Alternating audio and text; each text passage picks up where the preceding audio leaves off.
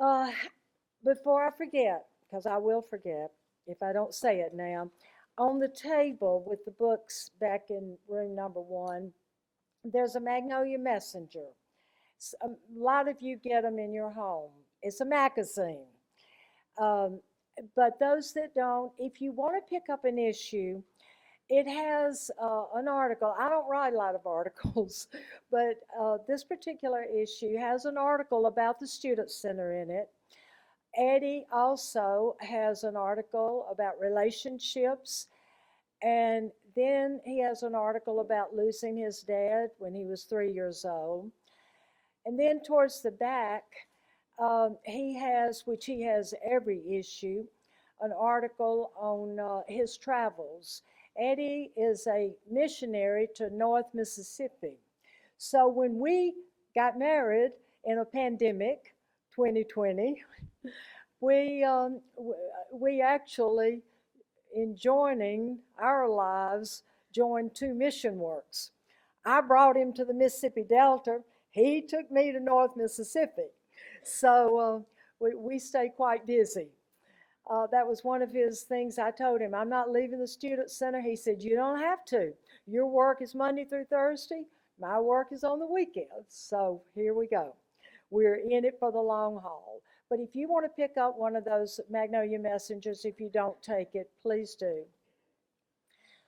A preacher one time that went to a remote area in Africa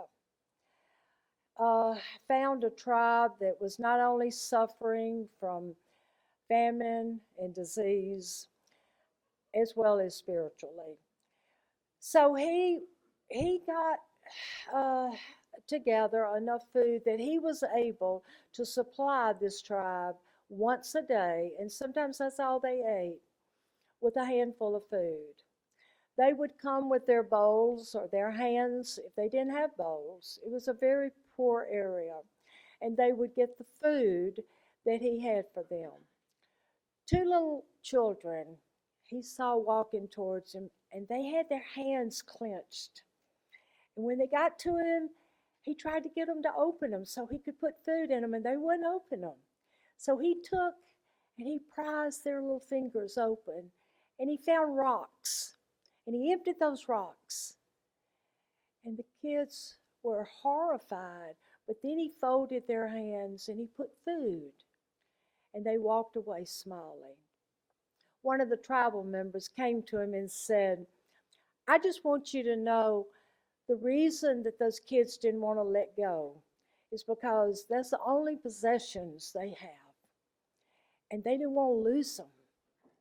But they didn't realize that in dropping those just non valuables that they considered, those worthless rocks, they were able to have their hands filled with something that was going to sustain their life. I wonder sometimes how many times we're doing the same thing. We're holding on to things that maybe we don't even realize why we're holding on to them, and they may kind of be worthless until we give them to God, and then they become valuable. If you want to, uh, this is a new animal for me. Uh-oh, I think I turned it off. Let me, if you want to, I'm going to talk a little bit about Exodus. We're going to be in Exodus, the third chapter. You don't have to turn, but if you have your Bibles and want to, you can. Um, I want to say in verse 7, this is where God sees the affliction of his people in Egypt. And in verses 1 through 13, we know the story, so I'm not going to go into any details, but Moses, as a shepherd, took his sheep up on to Mount Horeb, and there he saw the burning bush. An angel spoke from the bush, and it scared him. He turned away, and God said, Moses, Moses. And Moses said, Here I am. Well, God said, Moses, I want you to deliver my children out of Egyptian bondage. And I'm paraphrasing this, but this is where this story is found. So in verse 11, Moses starts with all of his excuses. Who am I to go to Pharaoh? And my own people, they're not going to listen to me. Uh, who am I to say is telling me to do this? And this is where the Lord said to him, no, wait, I'm sorry. I'm not used to this PowerPoint, so y'all bear with me a little bit on this. This is where God said to Moses, I am that I am. And he said, thus shall thou say unto the children of Israel, I am has sent me unto you. You know, this is the first time that God has identified himself in the scriptures of saying, I am. And in this story, there are three times that God says, when he's talking to Moses, that it's him that's going to deliver. In verse 8, he says, I have come to deliver. In verse 12, he says, I will be with you. In verse 20, he says, I will stretch out my hand and smite Egypt. Moses kept giving him excuses. I want to emphasize right here that God is telling Moses that God, is going to do all of this. And yet, Moses keeps giving him all kinds of excuses why he wasn't the one to do it. Then the Lord said unto him, and this is a big question, what is that in thine hand? And Moses said, a rod. Some versions say a staff. Just a rod. And God told Moses, he said, take that rod and throw it on the ground. And he did, and it became a snake. And then he said, pick it up. And Moses did, and it turned back into a rod. And then God said, Moses, put your hand in your bosom. Take it out. And it had leprosy. He said, put it back. Take it out. It was clean. God was showing Moses what he could do with that rod.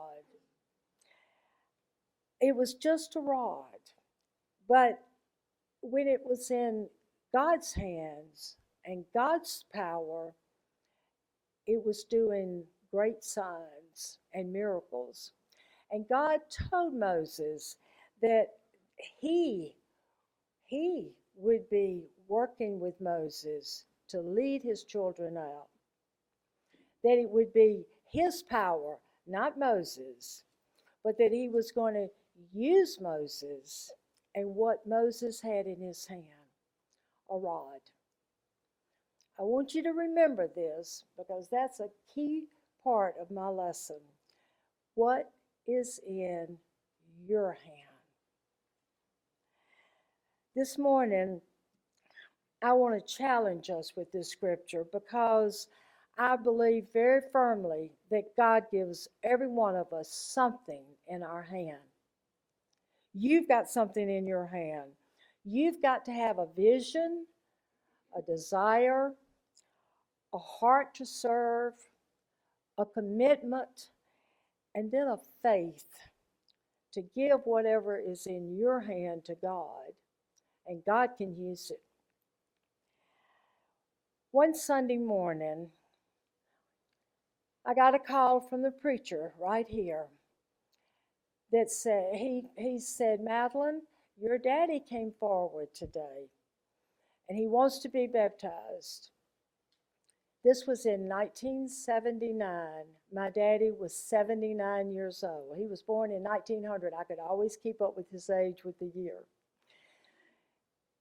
He wanted me to be there. Gina and I, along with others, had been studying with my parents for 16 years. And this particular day, when they called me, uh, we were studying with a couple who later became a deacon in the church, but we were studying with them at the time. We brought them with us. When I got here, Daddy wanted me to go, which I'd never been asked before, but he wanted me to go back behind the baptistry on the steps where he was baptized. So I did. My 6'1", soaking wet daddy came up out of the baptistry, and he grabbed me by the shoulders, and he said, "Madolyn, I have wasted most of my life, but what I have left, I want to give back to God." Those words sunk deep in my heart, and it started me thinking, what in this world and how could I ever help Daddy give back to God? I um, I had many prayers, and Mother and I did a lot of talking about what to do. And all I could think about was my mother and daddy didn't have a lot of money. Mother was afraid she was going to outlive her money, but they had a house right across the street from Mississippi Delta Community College in Moorhead. That is what I found in my hands. My parents never saw the Student Center. They didn't live to see it open up. My daddy died 3 years after he was baptized. My mother died 11 years later.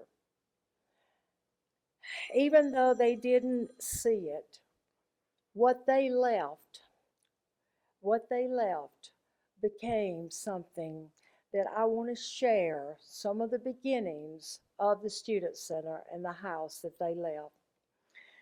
This is the house, and I must say that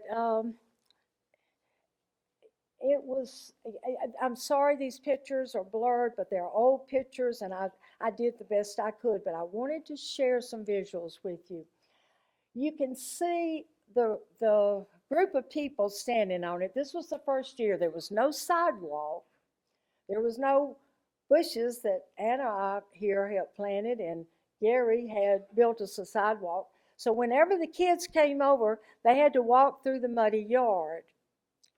But we only had 8 faithful students our first year, which was in 1995 is when we opened up. We only had 8. Well, okay, there's more than 8 students here. And I have to confess, I there were students walking across the street, and I wanted to get a picture, and I wanted it to look good more than just 8. So I said, "Oh, would y'all come over here and stand here and so I can take your picture?" So I don't know who a lot of these students were because they really didn't come over. So I didn't want to deceive you. We only had 8. But this was the beginning of the work. We had the next year we got cards for them to fill out so I could count them. We had over 300 students to come through the doors that second year. Another shot of what the house looked like. Do you see that muddy driveway? They could either come through a wet, muddy yard or a muddy driveway, their choice. There was no rocks in that driveway. It was pretty pitiful. We now have rocks, and later on, we even have a blacktop. So we have progressed from the muddy yard that you see there. We started, I want you to notice here, that's a garage, And actually there was a little room over that garage, and it was leaning. It doesn't show it here, but you can see the cars parked out. The garage was leaning so badly, we were afraid to park our cars. We were afraid it was going to fall. Jimmy Bradshaw came and took care of that. He set fire and burned the old garage, and we had an old barn out there. So this house didn't come ready-made and easy to work with. We had to do a lot of preparation work. Um, we started realizing that getting the kids to come over at the beginning was really important. So we had like back to school parties and all for the first couple of weeks. This is our back to school Hawaiian luau. And I made the grass skirts, which we had a hula contest with the guys, not the girls. And that's Jean. Uh, let's see, I have a pointer. That's Gene right there. So I even tailor made him a skirt. I cut up an old tablecloth and skirted them because some of the guys were big enough you couldn't buy those kind of skirts. But we started having fun in order to get them to come over. They had lots of board games, dominoes, gathering around the table.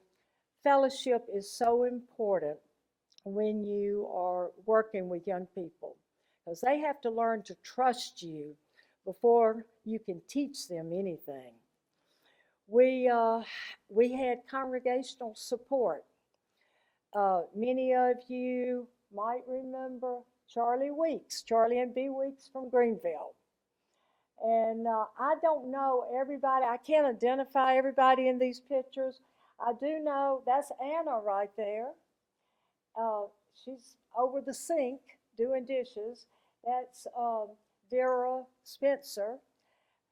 They lived here, now they're in Jackson. But these were some of the ladies and the guys that started coming around helping support the Student Center.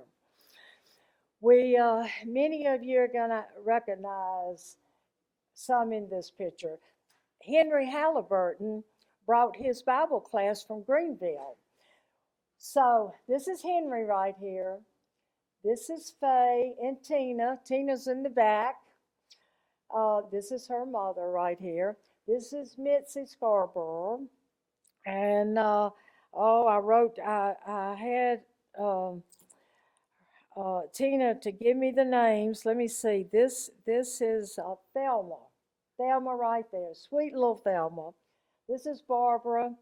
This is Catherine. This is Henry's first wife that died shortly after this picture was made. And this is Ruth Purvis, and that would be me in a few younger years. But they brought their Bible class over. We had, wait a minute, okay, hold on. All right, I just jumped in my notes, so I'm going to jump to the slide. I will tell you, I don't know why the next slide didn't come up, but I'll just tell you briefly. Because this is important. We had a group from Sywell to come up. That's in Jackson. And then we had a group from Lone Oak, outside of Columbus. Both of these groups came up, elders, deacons, people that were interested in starting Christian student centers. I want you to know, when Jean did the research, we were the first and only established Christian student center in the whole state of Mississippi. The other universities, now I'm not talking about universities, 4-year colleges, I'm talking about 2-year. Some of the other 2-year colleges, like Hines and all, had what they called a grandfather clause. They would, if they knew of some members of the church there, they would invite them over, feed them, take care of them, their needs and whatever. But there was no established student center to reach out and have Bible studies every week to all the students And we actually had very few members of the church that attended because of the small congregations in the Delta. But these groups came to look at what we're doing. Um, at Columbus, they actually went back and bought a house and started a work there in Columbus. Um, they couldn't keep it up because they couldn't keep somebody running it. Sywell Road went back and tried to start a student center with Hines Community College. It takes somebody committed to keep it running. You can't just go in and out. So to my knowledge, that one didn't last either. But we were the first. So we were plowing new ground here. This is jumping to a scene of us taking the kids on retreats. That's something we try to do twice a year. This is Tishomingo. We went all over the state to state parks, and we would join Mississippi State and Ole Miss with their student centers because we had non-Christians. We had kids that some of them didn't go to services at all. Mississippi State and Ole Miss had a strong Christian group. So it was good. Their groups learned that they were missionaries to our group. And it was really quite interesting to see our young people, the light bulb go off. Hey, we can teach people on our campus. We can invite them that are not part of it. Sometimes it just doesn't go off like it should. All right, let's see what's going to come up next. All right, this is Jean having a Bible study in the dining room, actually. When we had a small group, we'd meet in the dining room. When we had to have a large group, which our largest number was 70 in that little house. We were just like this, though. You couldn't turn around good. We were like sardines. But we had wonderful Bible studies every Wednesday, and we even had Bible studies back then on Tuesdays. We had Bible studies anytime somebody had come over, and they would allow us to have Bible studies. All right, this is the group that I was telling you about from Sywell, the elders and deacons, and this one is the one from Lone Oak. Jean baptized many students right here in this baptistry. And sometimes we baptize multiple students. You know how young people will, when one takes that step and makes a decision, a lot of times others are just sitting there waiting for somebody else to take the first step. So this is a picture of us having multiple students and baptizing 3 in one night there. Then we started our annual fish fry. And the first time we had it, Pete and Rayma Cook came over and hauled tables to our front yard. And we set up, we had almost 100, if not, people from the college. The whole purpose in the fish fry was to bring students together with supporters, with their parents, with the college. And the only way I know to bring people together is feed them. And that way they're going to come. And we still have our annual fish fry. We missed a couple of years for various reasons, but we picked it back up this year. And if you've never been and you know about it and we've got your name in contact, you need to come. It's a fun time. But that was the whole purpose in our fish fry. And many of you will see Gladys Shelton and Norman Moranto. Norman was here actually this year. Gladys was imitating, they were doing a funny program. Gladys, you were pointing. I thought, okay, what did I do? But yes, that's Gladys, that's Norman. And they are just a hoot, put them together. And Gladys was doing a Minnie Pearl impersonation and just did an outstanding job. We had Norman back this year to do our fish fry. We have had lots of cookouts, ice cream socials, bringing congregations and students together. And I, no, I thought Becky was somewhere in one of these.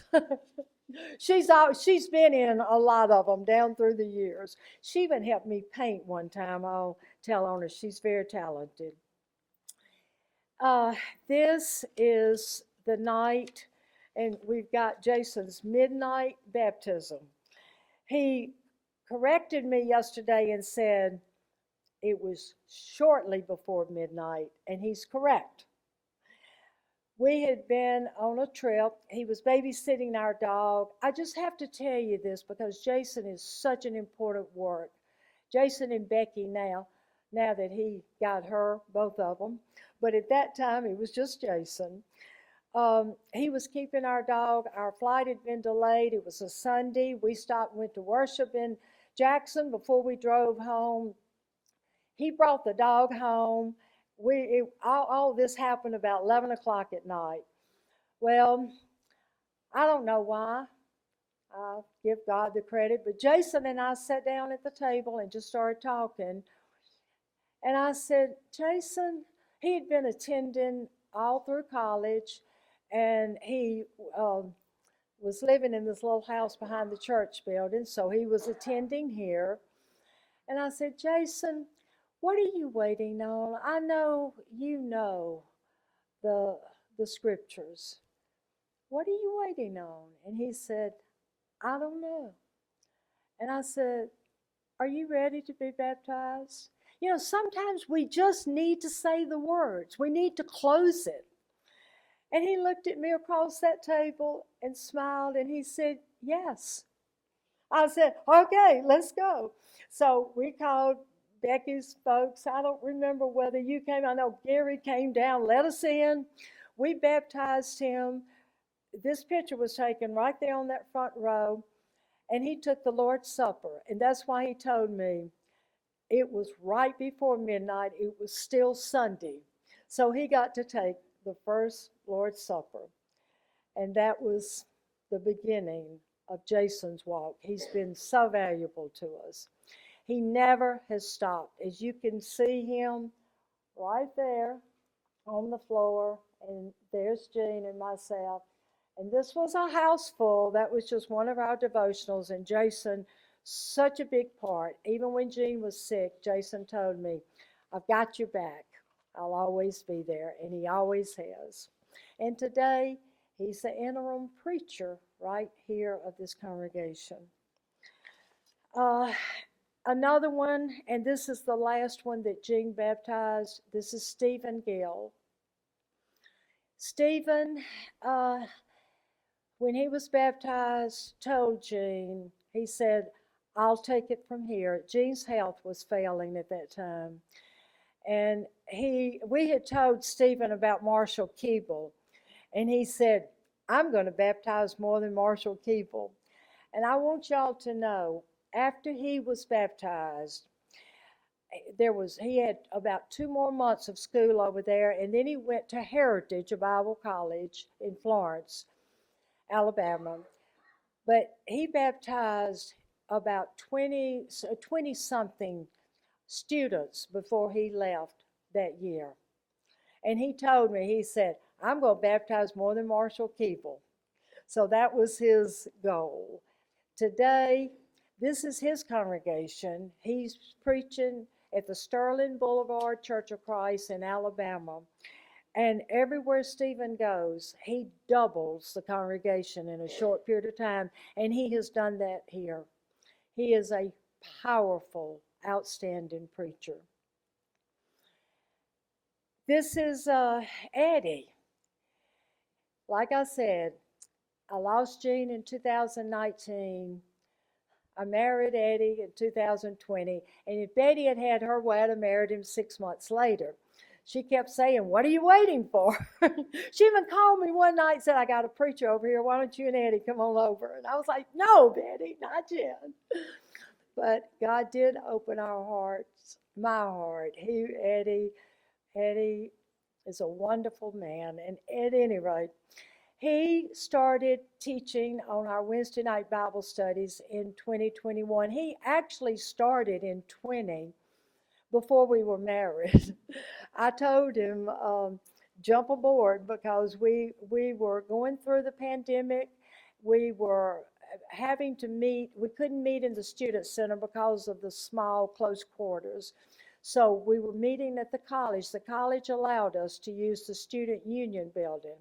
And that's Eddie right there, getting used to teaching all these young people. He's been preaching for 50 something years, so working with young people was a new experience for him also.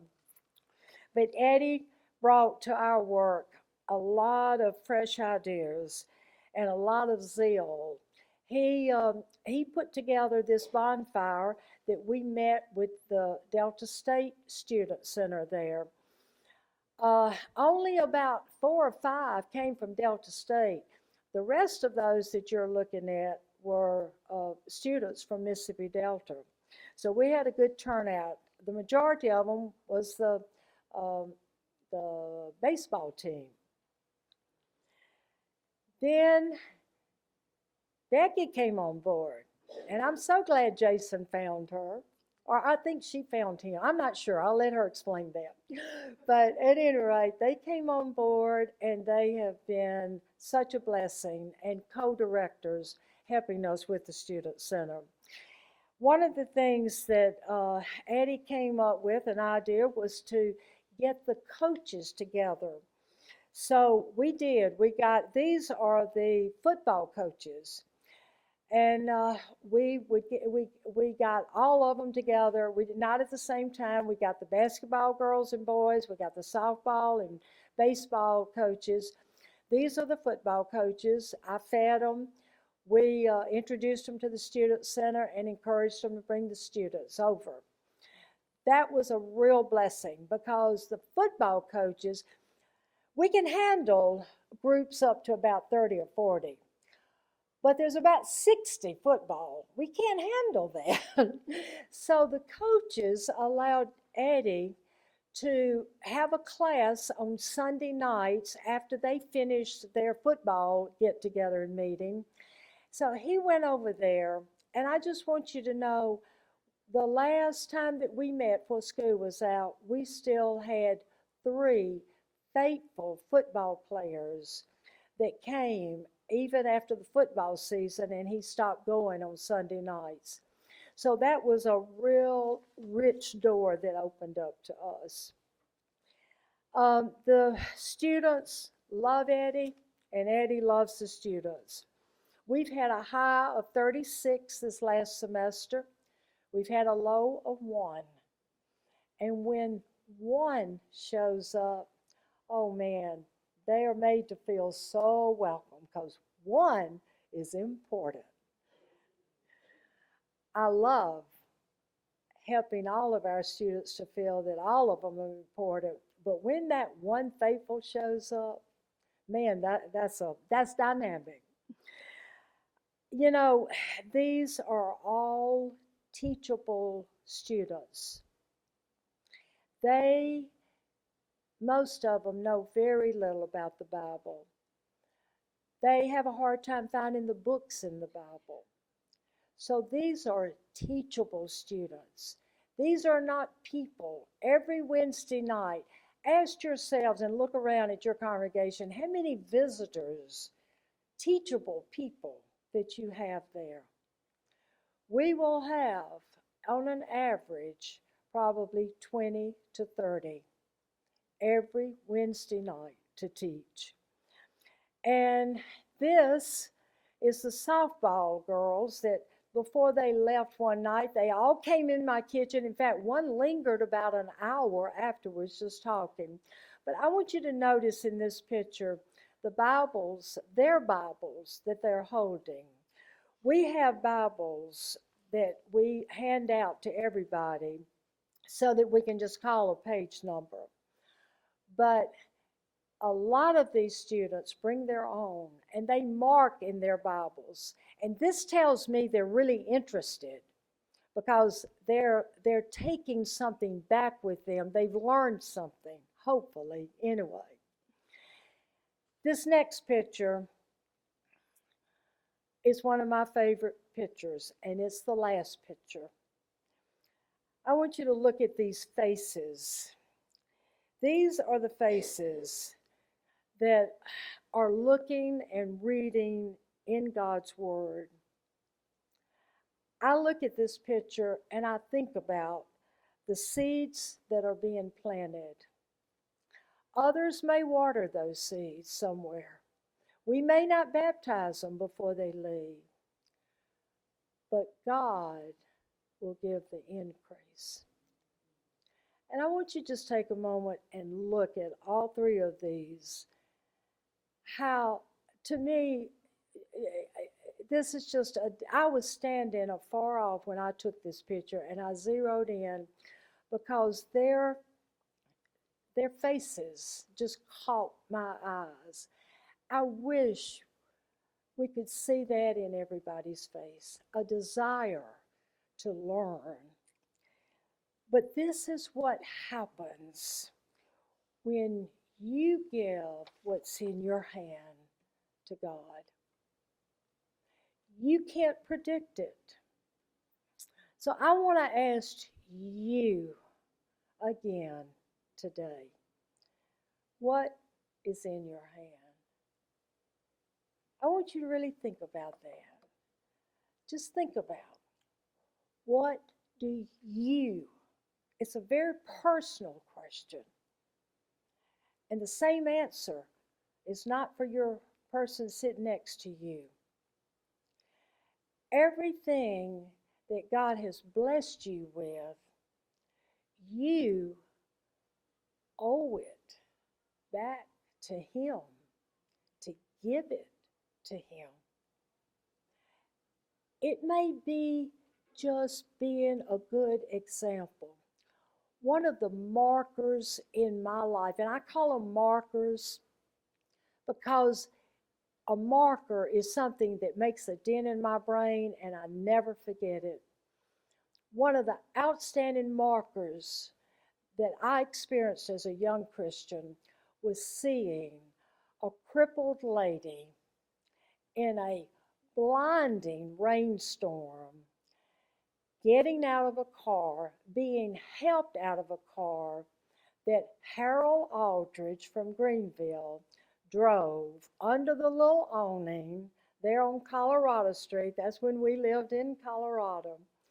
Blinding rain. He got out, got a heavy wheelchair out, because this was back in the 60s.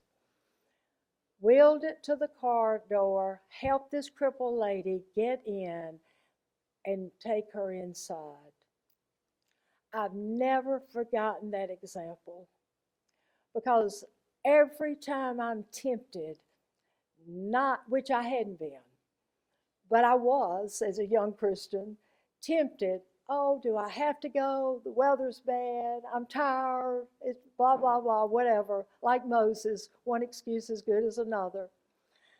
I think about that lesson that I learned from the wheelchair and from Harold, being a servant.